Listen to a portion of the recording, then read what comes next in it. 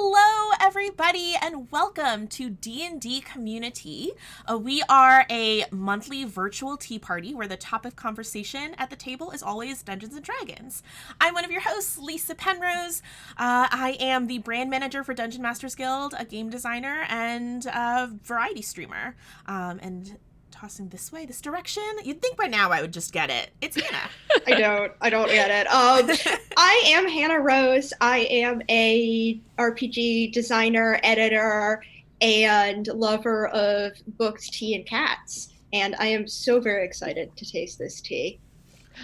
Ooh, and my name is Celeste Conowitch. I'm a freelance designer for Dungeons & Dragons and other games and a streamer of things. And hello, welcome everybody. Good morning. I haven't had enough caffeine yet. Yeah, let's just get right to the caffeine part. Yeah, let's please. So folks in chat, tell us what you are drinking today. And we all have various Friday teas. We do, yes. So Friday Afternoon Tea is a tea blender, tea shop here in Seattle, and they make all like geek and fandom inspired teas, which are so delicious. I'm drinking Braun Tea Saurus from the Dino collection. Cute. Thank you for just giving the spiel, Lisa, because I am just like slurping this delicious tea down. So you're drinking the tea that folks voted. Yes, for. I am drinking the featured tea, which is Chai Ceratops. Like Lisa's tea, it's from this new wonderful Jurassic dinosaur collection. Let's see, did that work? I love that the little logo is just a roaring T-Rex. Yeah. And it is a blend of green tea, black peppercorn, cardamom pods, and ginger root. And I'm mostly getting, I don't like it when it's teas that are too spicy. And yeah, I'm mostly getting the green and the cardamom and a little hint of ginger, and it's so good. Mm-hmm. It's so good. This is a huge mug, and I am just going to be drinking it all. I really, really like Friday's masala chai. And just that it's a green tea with chai is really, I don't think I've personally had a green chai I don't before. think I've ever had one either. That's very interesting.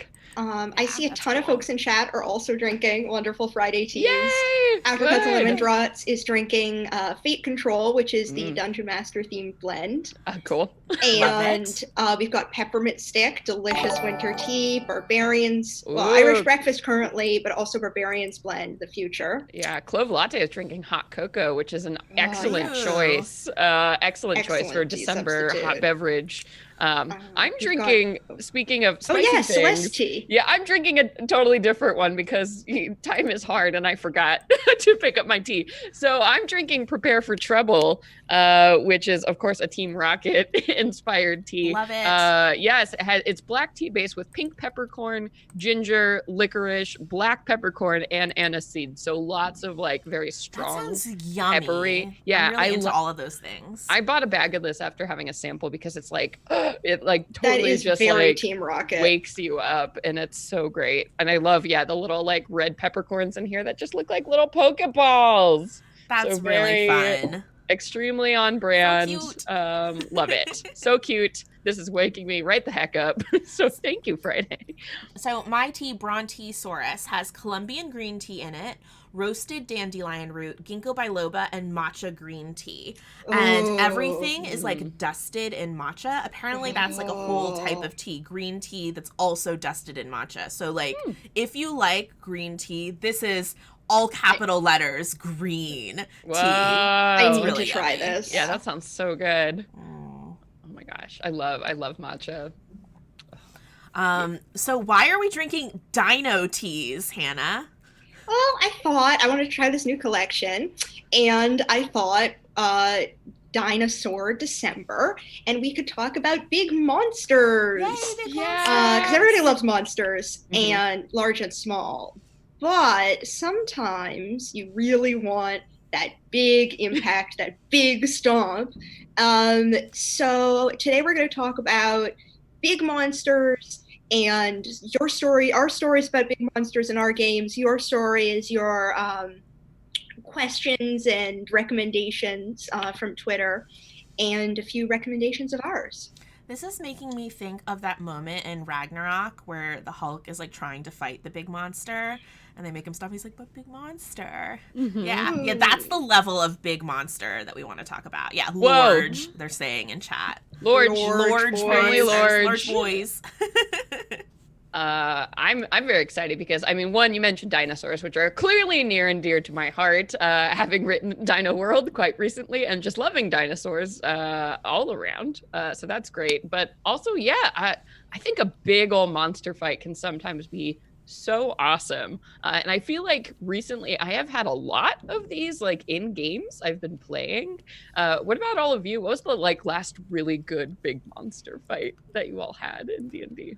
I think, gosh, I feel like I don't actually get the opportunity to fight really huge monsters that often. Almost was able to fight a dragon, but we talked to it instead. No! No! Diplomacy! Rah! I'm pretty sure in one of my games we're about to fight an aboleth, and I do not think we will be able to negotiate it. Aberrations are hard to deal with. They're on a whole other plane. Yeah. I will say, probably the last time I got to actually fight a big monster was when I played James Introcasso's Invasion of the Planet of Tarrasques, which was many humongous monsters, but we were also level 20, so it felt both terrifying because they're Tarrasques, but manageable because we're large monsters practically too. That's funny. I ran that for Hannah and a group of Yeah, folks, it was so so Hannah much also fun. got to stomp some Tarrasques. Actually, speaking of large monsters, Celeste let us all have one legendary magic item. Yes. Because this was a level 21 shot, and I was playing my Tabaxi monk, and there aren't a lot of magic items that are really good for monks, especially if you fight with your fists and or claws. So I decided the best magic item for me would be a potion of giant size. Yep. So I drank this potion of giant size, decided that, even though Tabaxi are humanoid, it basically just turned me into a huge-sized cat. Oh my gosh. I did a ton of damage, and it quadrupled my hit points, and it was amazing. Yeah, cat v dinosaur fight. That was a very epic fight.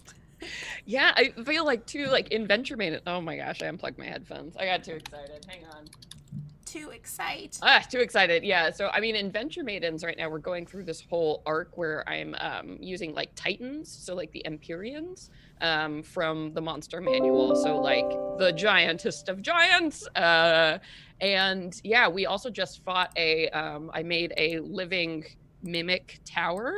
To fight do not like. on the inside of.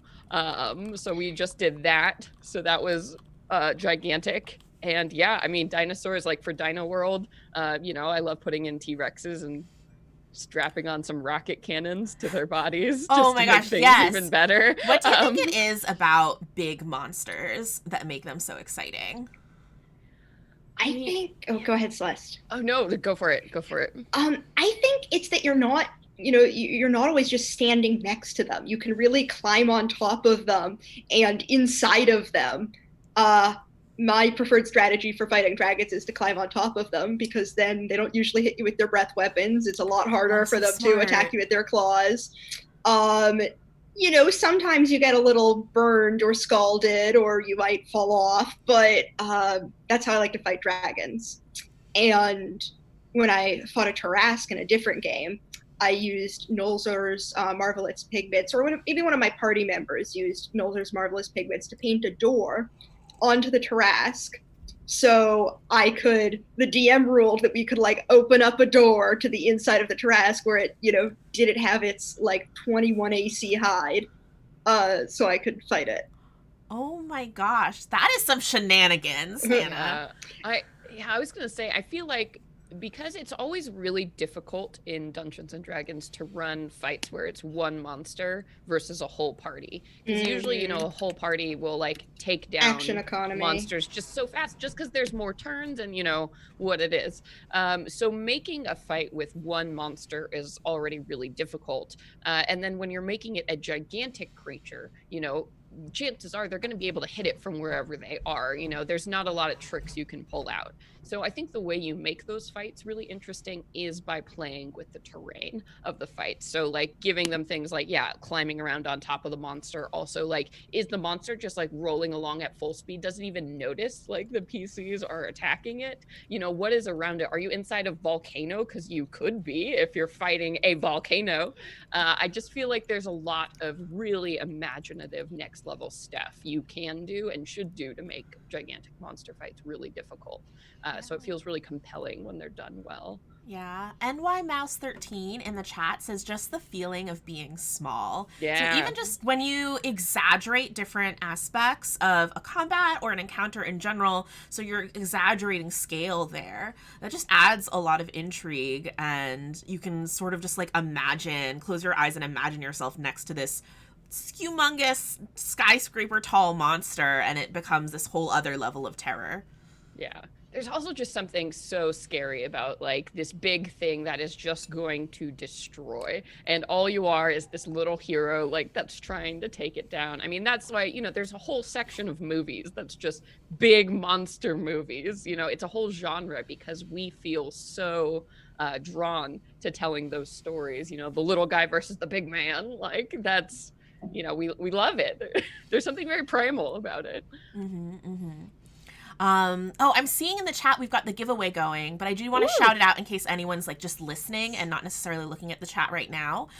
If you want to try these dino teas and other teas from Friday, put !monster in the chat and you'll be entered to win a sampler pack from Friday. So thank you, Friday, for sponsoring that giveaway. Yeah. And that sampler pack will include this delicious Chisaurus, and you can also request other teas that you might like to try.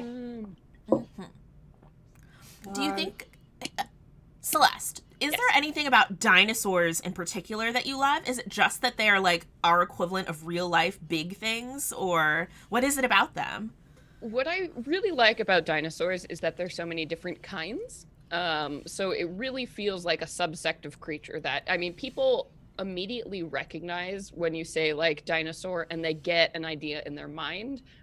So that already makes it compelling because they're not, you know, sometimes if you have a new player and you say, we're going to fight an aboleth, people are like, they may not know what that means. But if you say, hey, we're going to punch a T-Rex, everybody knows what that means. And it's instant excitement. And then because there are so many different types of dinosaurs, I feel like you can build encounters in a really cool way. So like everything from like, you know, a horde of tiny raptors to having like pterodactyls swoop in to having these giant dinosaurs, or just, it's all really great. And I also especially love that, you can have beast interactions with them, like druids and rangers, you know, riding around on dinosaurs. That's all I ever want in my whole life. So I guess those are some of the reasons dinosaurs in particular are really exciting to me. Chris, already with the questions, how do you smooch the T-Rex? Sylvia used rest also asked, I just joined the chat. Have we talked about the party wanting to date the monster? Yay! This is our chat. Yeah, Chris can just be really nice to it, take it out on some dates, and then maybe you'll get a smooch. Yeah. I feel like it'd be very cute because the T-Rex has like such a big mouth. Yeah, big you just give it a little smooch on the corner. So I also asked on Twitter what folks, if they do anything special with like big monsters and how they run them. And so I kind of wanted to go through and just get your reactions and chat's reactions too. Do you agree, disagree, never thought about it that way? I pulled a whole bunch. There's a heckin' bunch. If we were here in person, I'd have my index cards. Your index cards are so cute. All right, so just hold blank index cards and pretend. Oh. I was not prepared. H. Hooven 4 expressed something that a number of people said, which was, I get an idea for how I want the fight to feel and then just improv that. I never make stats because that would limit the experience I'm looking to provide the players. A number of people said something similar to this, like they want this monster to be literally insurmountable, and if you stat it, they can beat it. What are your thoughts on that? I certainly get that because, you know, sometimes you do want these like big, larger than life monsters to feel larger than life. And the best way to do that is to not make them beatable by traditional means. But I also feel like you have to be really careful about how you do that in Dungeons and Dragons because D&D is built so for combat. It is built so heroes can defeat monsters. So when you go to the place where they can't, a lot of players get really frustrated. So I like to do sort of a hybrid. I'll talk about that in a bit, but I feel like I get it. But you have to be really careful when you do things like that. Yeah, Alphaba85, I think says something kind of similar to what you just said. I feel like if you don't stat it, there are no rules to beat it, and that seems unfair. You could get players who feel that way. Absolutely. I think, like Celeste said, you have to make it clear that it's a different kind of encounter. That it's more of a social encounter or a puzzle. Yeah, like Drop the Die says D&D is designed around overcoming adversity in whatever form. Doesn't have to be reducing it to 0 hit points. But there needs to be some path for the players to figure it out. Not necessarily one path, but there needs to be some path for the players to achieve their goals. And I think that's an awesome kind of encounter to do. Sometimes you also, like we've talked about, just want to punch a T-Rex, and that's cool too. Yeah. It kind of reminds me of the author only I used to run for the Adventurers League. It was, I forget, it's a lower tier, but the first encounter you have is against a Kraken.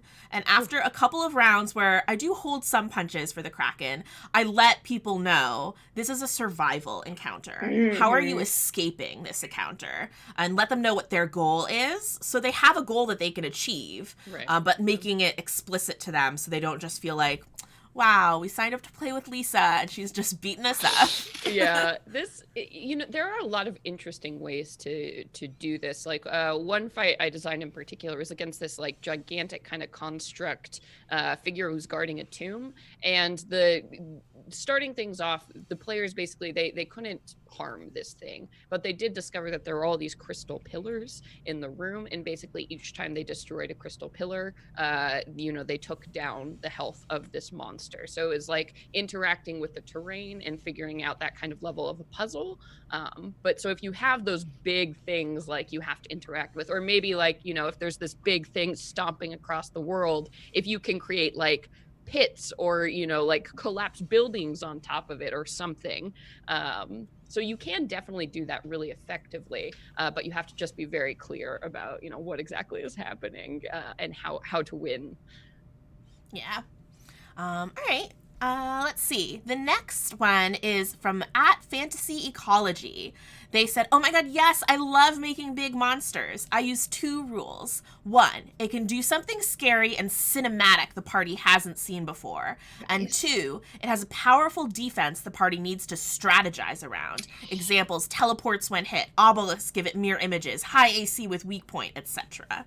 Those are great design rules. Right, yeah. Yeah, those are great.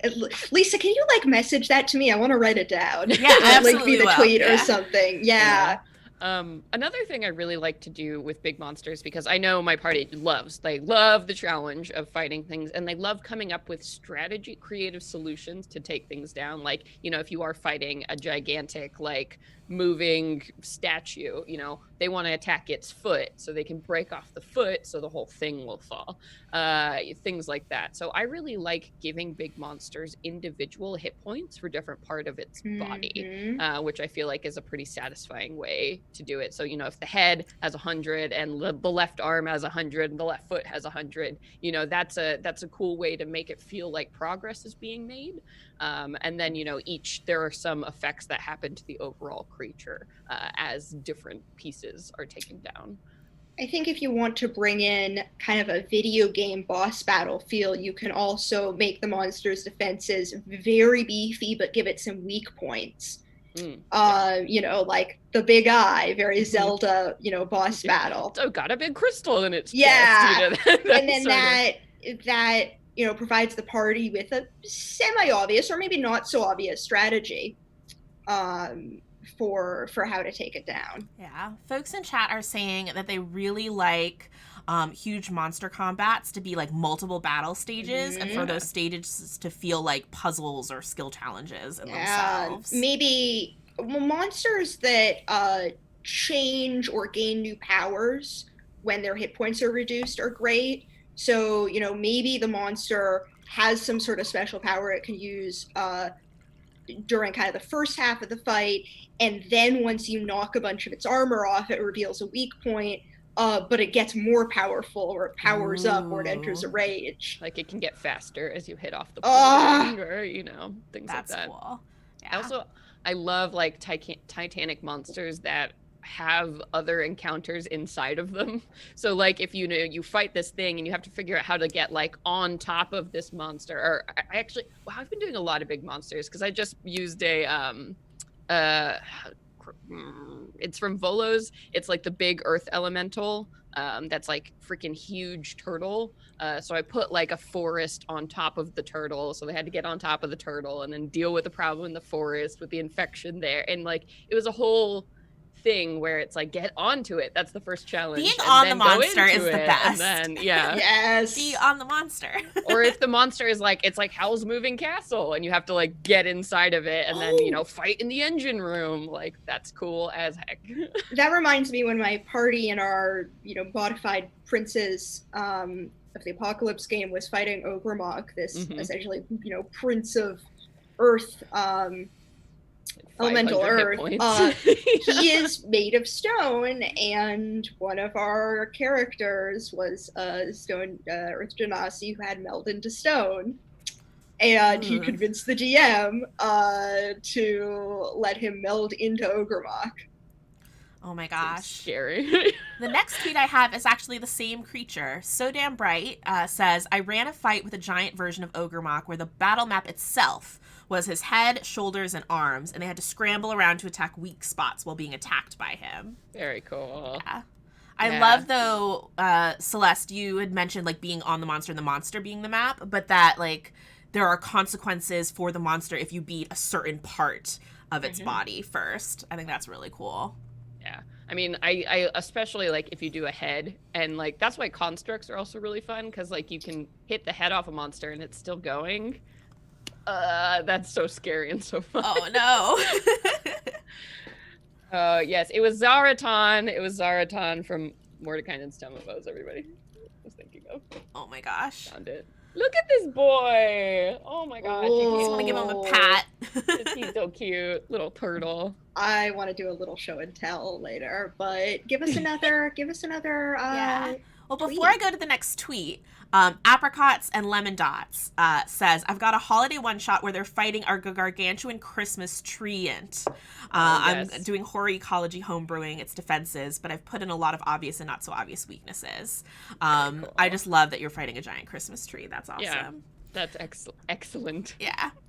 Christian Hoffer at CHofferCBus tweets, I usually run them as threats too big for the party to tackle through combat alone. Instead, they have to try to shut down the portal where they came from, or complete a ritual to banish them to another plane, or simply try to save as many people as they can during the rampage.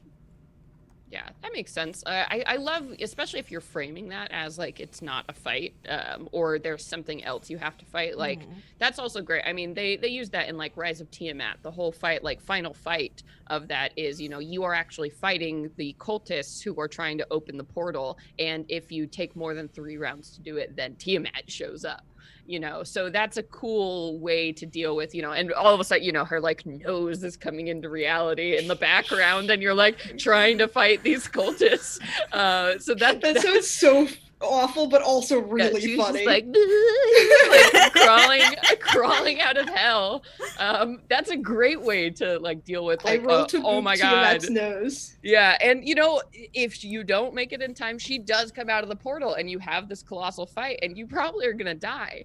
But things like that that you can do because you can stop the ritual. That is such a cool way to handle big monsters. It's nice to have alternate win conditions. Yes, definitely. Let's see. Sparks Art has another sort of very tweet on something we've talked about. We've played with big monsters in a few different ways, but my favorite way was when we were fighting a giant Titan robot. The DM had us dealing damage to its parts, not necessarily the thing as a whole. So we'd break its leg, but wouldn't do damage to its main HP pool until we damaged something vital, like a main circuit or a power gem or something. Cool. It was a fun challenge. Very cool. Mech, fight a giant mech. Yes. Wish list item. I like that idea that you can do damage to it, so you have that, satisfying thing of doing a bunch of damage, but especially high-level characters aren't just going to smash it on the first round of combat if they roll well. And, again, it's multi-stage. You have to overcome something in order to get to the next stage. Yeah, something it's very satisfying. If you all want a resource to check out, 2C Gaming has this book called Total Party Kill, which this introduces rules for making Titanic monsters that have like the divided HP and kind of different abilities, and it's got a bunch of examples in here, which is really cool. So they have like other gargantuan mimic things, like if you're fighting a mimic ship. Like the rules for being on board a ship, and then just creatures that are so large, and like each of the different pieces has its own kind of abilities and then also penalties. So there's some good stuff being published out there for how to make these monster fights really That cool. sounds like a great resource. Yeah. As we were talking about all these different, especially the multi-stage monsters things, it's reminding me a lot of how video games build boss monsters. And so that kind of brings me to this next tweet we have by @Cephos. I based a young aboleth on a Zelda boss fight. It was in a 60-foot diameter sphere of swirling water. The players had to swim inside the water to hit it and try to break its concentration. The bubble would pop, and the players had to hit the beast on the ground. Repeat 3 times. The players that was the most annoying Zelda boss fight. The water temple fight. The players were all flung back to the walls with the collapse. They had to wade through 5 feet of water to get to the beast. On the aboleth's turn, it would reform the sphere, and the boss would continue. It was awesome to use its tentacles to fling players out of the bubbles. Oh my god. You both had a really emotional reaction to that. I'm like, that sounds fun for the DM. Yeah, it sounds really fun for the DM. Are there any boss fights you can think of that would translate from video games that you feel like would translate really well to D&D rules? I think the first Zelda boss fight, Zelda boss fights are just great, but talking about Zelda, the first boss fight in the Wind Waker, you've just gotten the key dungeon item, which is the grappling hook, and you have to, the first phase is you have to grapple the tail of the monster, this, dragon that's on top of the mountain. You have to grapple the tail of the monster that has its tail stuck in the crater, which is why it's mad, and pull it down. But then once you break the ceiling and pull it down, you have to fight the monster itself and hit it in the eye with the grappling hook. But you can also just grapple across the whole room, and anything where you're just swinging around is fun. Yeah, I mean, I almost played through all of Dark Souls, and there are so many good scary bosses in there that would translate really well to D&D. One fight in particular, it was you were up on the ramparts of a castle, so it was a very thin line here, and then there was this gigantic lunar spirit moth that was flying around, and the thing was it had all ranged attacks, so you could only use ranged effects to hit it, or you had to jump towards this thing. So I feel that would be a really cool challenge, really limiting the area you can fight something, and then having to get creative about how you're even gonna attack this flying thing. I think would make a really cool D&D fight. Cool. Bunkerman91 in chat says the Spirit Temple from Ocarina of Time. I have no context for that. Everything in there is terrifying. Yeah, so scary.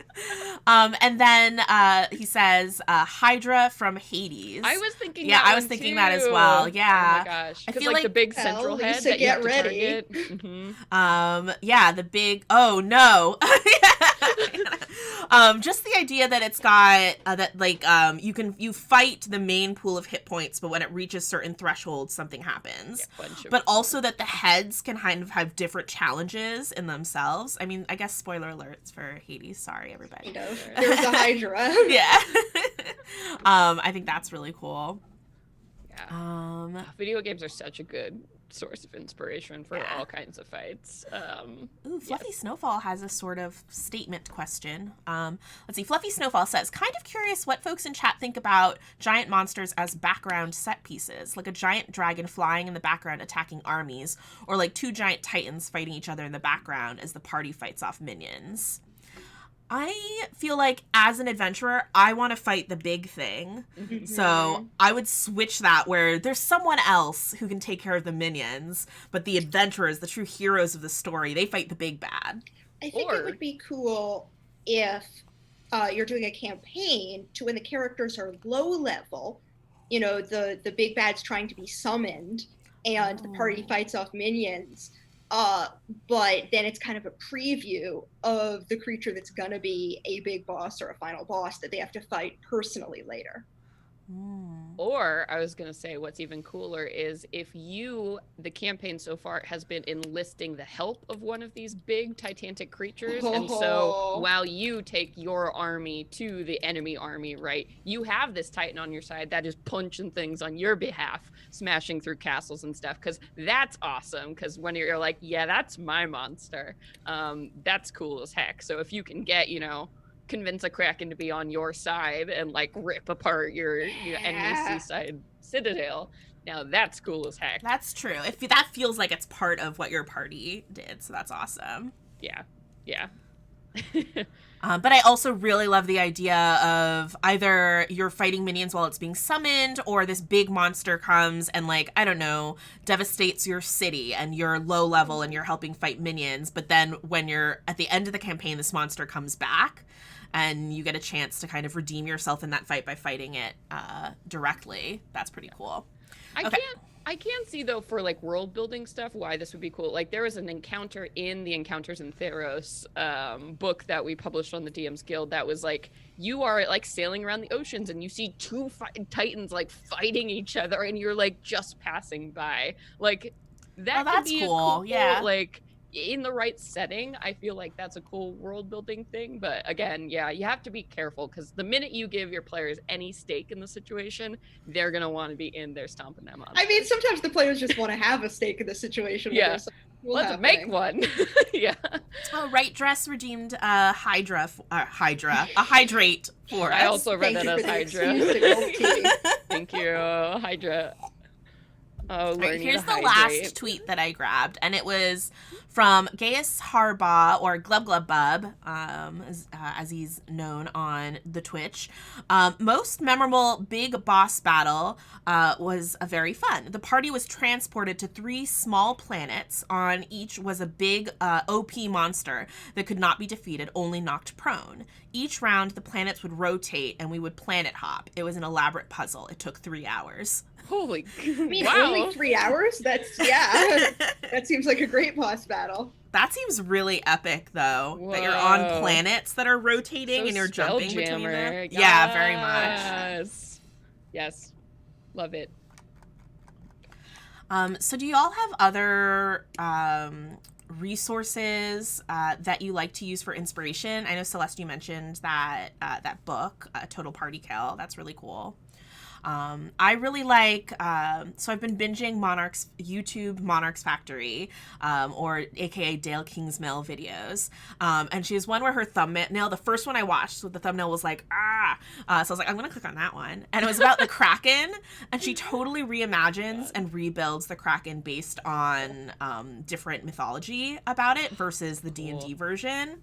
And so that's like a really cool video, just seeing how someone kind of slowly builds up what's meant to be an insurmountable legendary beast. Yeah. I just, Taylor's resources. so cool. Yeah, I mean, I love whenever people reimagine mythology into D&D. I feel like that's a great way to kind of look at things, because like, especially when people are taking on things like gods or whatever, these creatures that are so powerful, and how do you like possibly make that mechanics? I think there's a lot of really great stuff out there, even if you just, go down the online rabbit hole, shop around on the guild. Like, I think there are some really creative ways to answer this question, because I feel like there's a lot of creativity that is on the table for making these fights awesome. So just look around. I feel like there's lots of good stuff out there.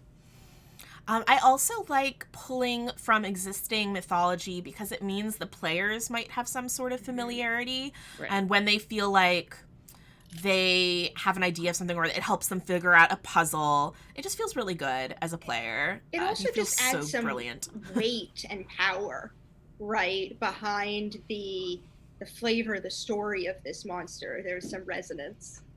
Oh, yeah, absolutely. Versus them just telling you, like, Celeste, you brought up the example of an aboleth. If you didn't know what an aboleth was, then it's just like, well, I'm telling you, it's real scary. It's really scary. Yeah. And people are like, okay. You know? But if you're like, you're fighting the Midgard serpent, people are like, whoa, it's a snake that's going to eat the world. Yeah. You know, it's it can be very exciting to call on mythology.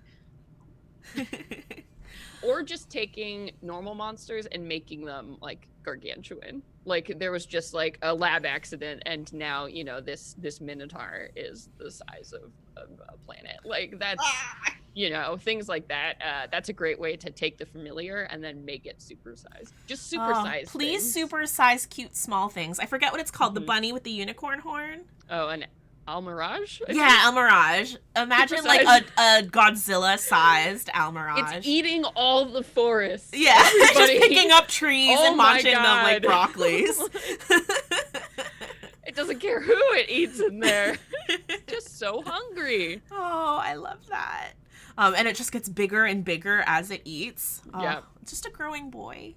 Just a growing boy is so hungry. Gotta make it some really big carrots. Another supplement I want to mention is called Mythic Encounters on the DM's Guild. So basically, if you're familiar with Theros, transported to the D&D setting, there are mythic actions. So if you have these titanic or just uber powerful creatures where certain conditions get met, then they get access to their mythic actions. That's even beyond legendary actions, which they also already have. So Mythic Encounters basically takes all these CR 21 plus monsters through D&D 5e and adds mythic actions to them. So, for example, I pulled up Inagu in Mythic Encounters, and so... Oh, because he needs more help. Yeah. And so if he uses his Beast Within, then for the next hour, he gets 3 mythic actions that he can use as legendary actions, including one called Call Out, which he calls his next attack, and if it hits, which it honestly probably will, because he has like a plus 16, then it's an automatic critical hit. Yeah. Ouch. Also, he can like vomit reinforcements. Of course. Which is awesome. Yeah. Wow. Or just like flail everyone around him within 15 feet. So those, you don't want those to become a possibility, but it makes them like truly scary when they have those added to their stat blocks. Oh gosh, yeah. Oh, Flora in chat, does a 33 hit? ... Yes. Yeah, it does. Speaking of reimagining monsters and things on the guild, can I show something off briefly? Please do. Yeah, of course. So something that I have been working very hard on is this upcoming supplement by James Intricasso called My Dad's Monster Manual. It looks so cute. It's That's so great. Good. I will show off a monster inside of it. So if you guys want. Mm-hmm. But yeah, basically, James, who's an amazing designer, sat down with his dad, who is a lover of fantasy and mythology, but is not super familiar with D&D. And his dad made up names and stories and lore for all of these creatures. And then James turned them into actual D&D monsters with stat blocks. So I think the sneak preview I want to give is the Keylog, which is the purple worm. And it is obviously a worm, but its body is filled with planar portals. Whoa! They're from the astral plane, and like their home plane itself, the inside of a Keylog is filled with swirling, colorful portals. When the worm swallows another creature whole, that creature falls into one of the portals and is sent to another plane of existence. Oh God! Daring This is like a dreadnought, but worse. Yeah. Daring adventurers seek out Keylogs to travel the planes, but must aim carefully. Those who miss their desired portal are sure to fall into another. That's so cool. I love that. Yeah, there's like now maybe don't just fight this thing. Like you can use it as a way to get places and seek out one of these legendary creatures to get to a Oh my god, I love plane. that. It's very cool. That's so fun. How are you getting to work today? They say in chat, worm hopping. Worm hopping, just some wormholes. Yes, it's all good. Sorry, I am like 2 years late to work. I fell into the wrong portal. Oh man, I got sent to Mechanist. It was a whole thing. That's amazing. I'm so this. Oh yes, this is coming out Tuesday in print and PDF on the Dungeon Masters Guild. I think you can check out James' Twitter, and he has a mailing list to get a discount. And I'm so excited about this. We've been working so hard on it. So if you want to throw some familiar but totally different monsters at your party, or give your DM some great ideas, or maybe even like find some pets or dates, check this out. Is it go ahead. every single creature in the monster manual? Some of them were, so James showed his dad every single creature in the monster manual. Some of them don't appear because the lore was too similar. Right, the lore came too close to the existing thing. And some of them, where there are multiple varieties, right, like all the different kinds of slod, are just one kind of slod. Just there wasn't a lot of repetition. I love anything that's a ton of new monsters. Like, yeah. Yes. Well, what I love about this is it's new monsters, but they look like the monsters people are used to, so your players will have no idea what to expect. And I already have minis for them. Yes! Oh, which is super nice. Yes. Yeah. Green Mer Dragon says, 100% getting this for myself and not for my DM. That's fair. No, you can't see this. Yes, for all of those players who have also read the monster manual, this is how you got them. Yes, there are 80 stat blocks, 80 Whoa. creatures. Whoa, that's a great Some of them are resource. very large. There's one that's an entire mountain. Whoa. Cool. Trying to, like, in my mind, imagine which would he think is an entire mountain, but yeah, I don't know. I'll have to get it to find out. Celeste's thinking really hard. Is it a roper? They made it into a whole mountain. Oh, that's a good guess, though. It's a good guess, but no. Can't. Oh my god, a roper if it were a whole mountain would be. Oh my god, horrible. a roper titan. Speaking of just making supersizing existing monsters. Oh god, that's do awful. that if you want to make your party cry. No. That grapple would be like plus 24. Oh yeah. Do you guys want to know what the gargantuan CR30 monster is? Yeah. Yes. A lemur. What? No. Yeah. Oh my god, a gargantuan one? Or a gargantuan one that Just a can humongous hurl mountain boulders at you. blob. It can hurl a boulder up to 9,000 feet. Its range 3,000, 9,000. That's I can't wait to dive into this monster manual. Yeah, I'm really excited to check this out. Gosh. Okay, so we have like 15 minutes to take Q&A. Unless, did either of you have like last words about big monsters you wanted to get out there? Do it. Love them. Yeah, do it. All right, folks, we are going to take some Q&A. As always, our number one rule is no existential questions. Nobody's got time for that. But you can ask us about D&D. You can ask us about tea stuff, big monster things. Just put question in all caps at the top, because that makes it easy for us to find them. Oh, man. Put dinosaurs in your games. You cowards. Celeste, I have a question for you. Yes. While we look at chat. Which dinosaur would you most be willing or want to lick? Triceratops? I don't know why. Okay. All right, cool. I don't know. Something about them is just so cute. Their little like ridges, like their little neck ridge. I don't know. Yeah, and I feel like I would choose an herbivore.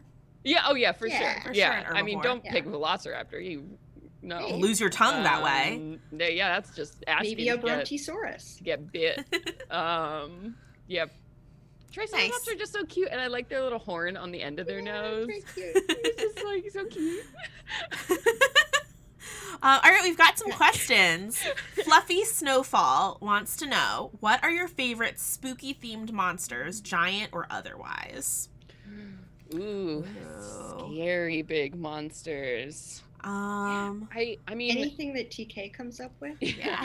I mean, Draco Lich is always a good time. I think there's something just very old school about like having a bone dragon with like flaming eldritch eyes descend on your party. I love making those as a mount too for evil things. Ooh, So like if you yes. have a lich and it rides around on a Draco Lich, yeah. or a vampire with a Draco Lich. I love the No. idea of a lich whose like best friend was this like black dragon, and they became liches together. They made it like a death pact together, Yeah. and they're like, okay, I'll be a lich, but you'll be a lich, and it'll be forever.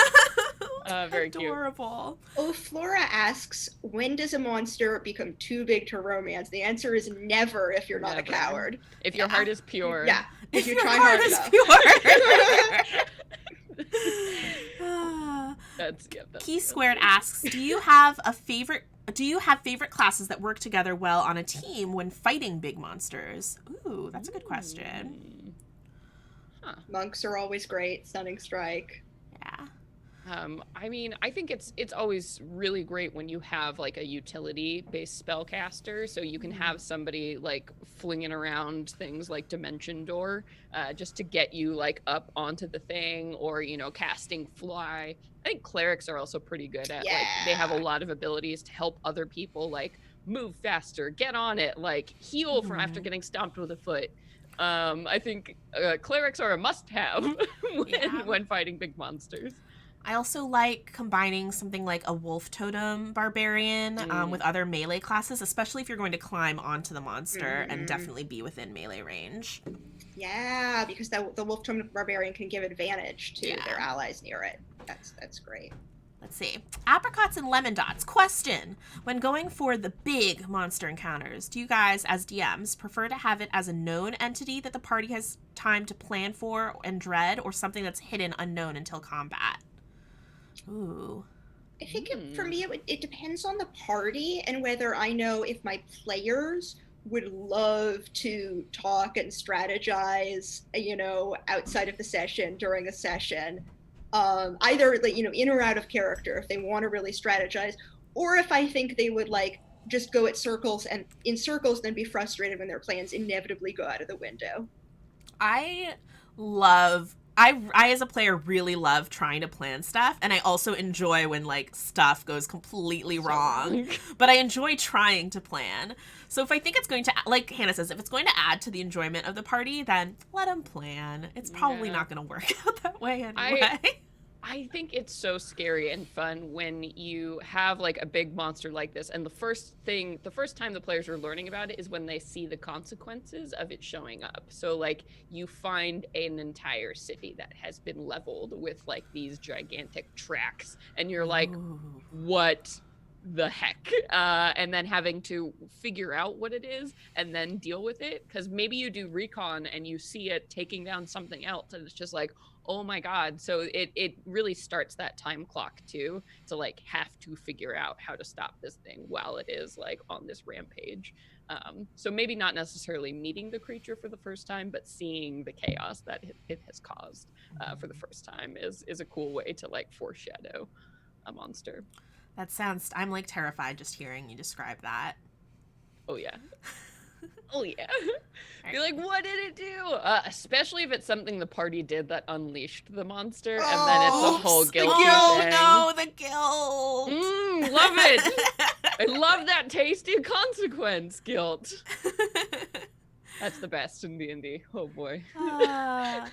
Undead Ooze asks, and we touched on this, but let's solidify a favorite. What is your favorite video game boss fight, and would it adapt well to D&D?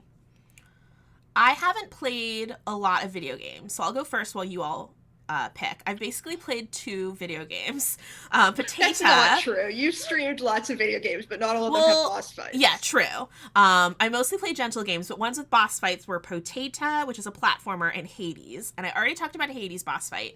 So in Potato, there's one where like you have to keep moving on the map really, really fast because this water is rising, and if it touches you, you explode and turn into sparkles, which is that lovely game's version of dying.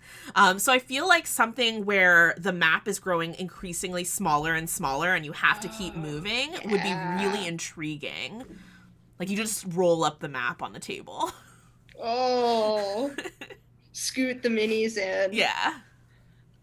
I don't know if I would call this my favorite fight, but definitely one that sticks with me is when I was playing through Baldur's Gate Dark Alliance. One of the first, I think, big boss fight you have is you're in a big crypt and there's an orb that basically activates, and it kind of floats in the center of the arena. And since it's a crypt, it's just causing all of these waves and waves and waves of like chump change undead to like come at you in a wave. So you have to fight your way through like these, you know, skeletons you're killing in one shot to get to this orb and like damage it. And of course it like does blasts. So it's all about like area field manipulation and like using tons of minions just to throw away. I think fights like that are so cool and would work great in D&D. So that's a really good one. I'm trying to think of like my favorite one and I'm panicking because I'm going through decades of video game play in my head. But I haven't played that many video games, but also like my memory for video games isn't always super great. So I'm like, I feel like one of the things I really like in often Ganondorf boss fights in Zelda is the energy tennis, where Ganondorf throws a, magic at you. And if you hit it the right time, you can knock it back to him. And then you just go back and forth until one of you misses it. I'd have to think about how to adapt that to D&D. I want to say, and I could be proven wrong, I think if you are flexible enough and willing enough to really like change things or cut things, that you could adapt any video game boss fight to D&D. Yeah, I think if you're flexible about it, certainly. One more I've got to say. In Dark Souls, there's a fight where you're fighting like these 2 executioners, an executioner and a knight, and they're both like really powerful figures who work together as a team. And one has like lightning powers and one has fire powers. And the minute you kill one, that one drops and gives all of its power to its partner. That's so cool. Oh. Yeah, so it's like what a disappoint. Right, so it's like, oh my god, I felled one, but like it's giving all of its strength to its friend to take you down. So like that power exchange is very cool. And that's such so a neat. freaking twist in the fight. That would be so fun. That's really good to do. Yeah.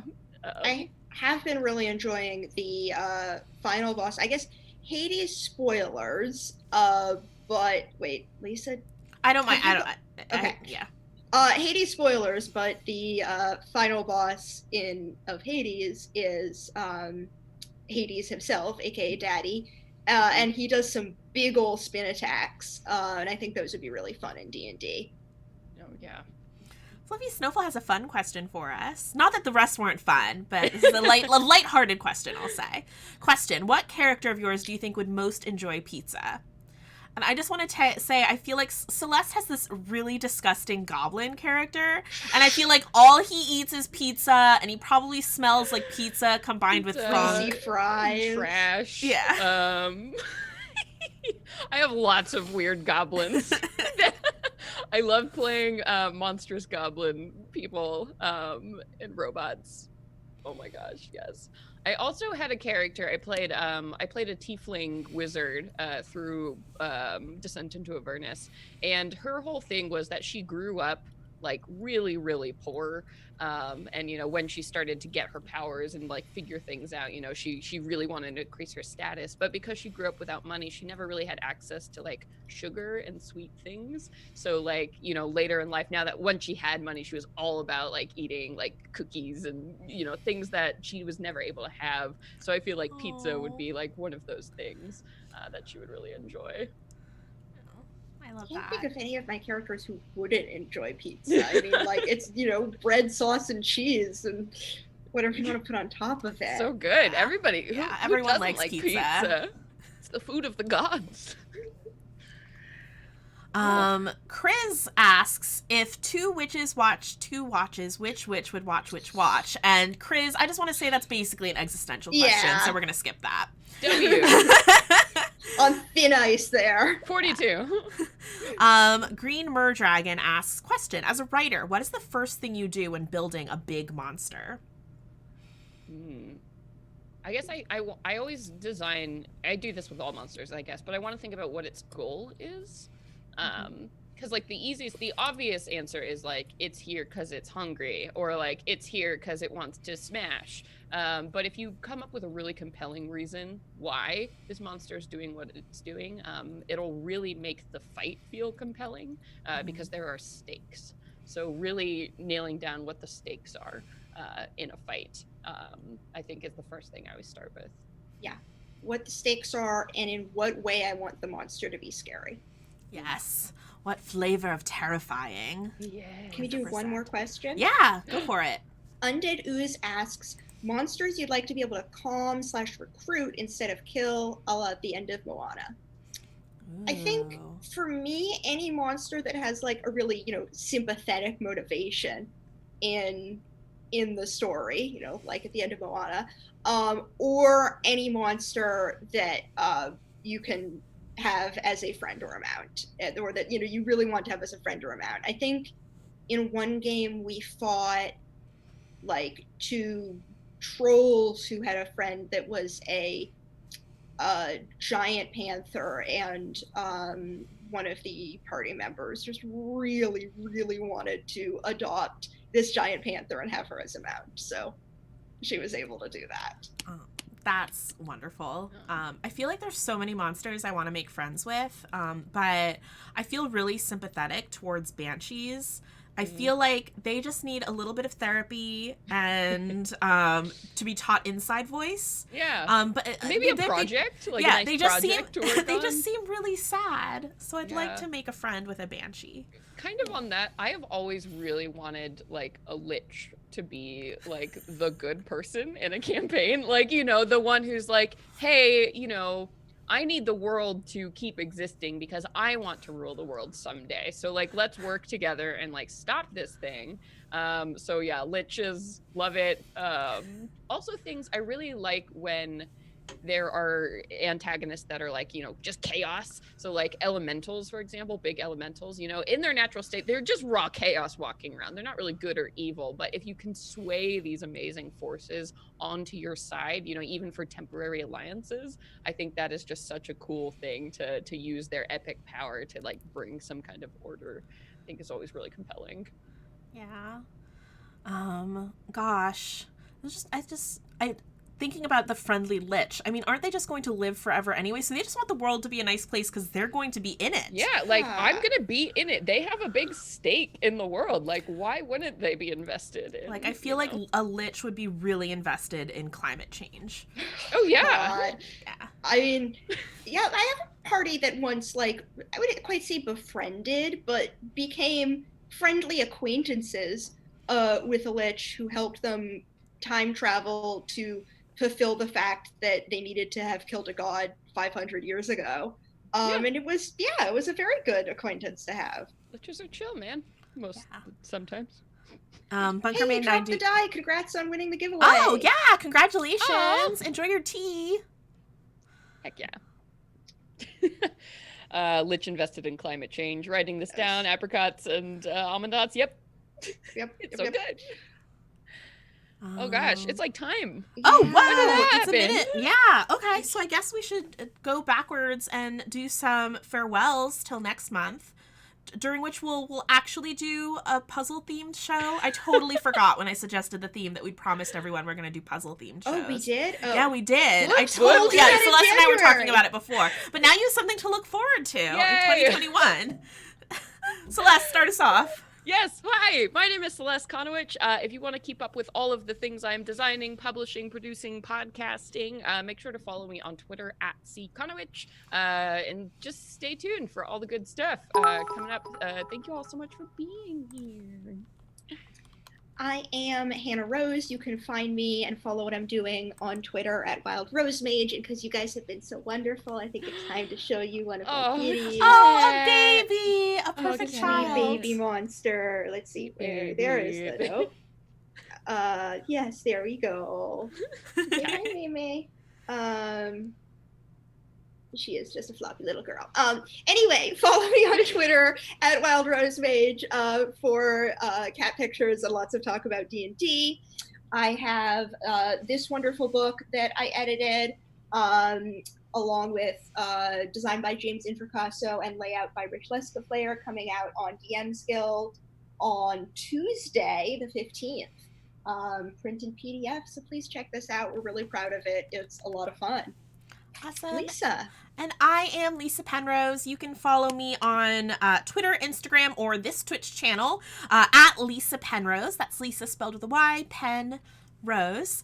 And there are more exciting things to look forward to next week because Monday I am launching a game that I wrote called Mundane Magic on Drive-Thru RPG. So if you want to be like the most powerful crone in the world, speaking of big monsters, and meddling in everyday stuff for humans, you should check out that game. I'll be posting all over the place on Monday, so keep an eye out for that. I got to be part of the very first playtest for this, and I am so excited. It was so much fun. Yay!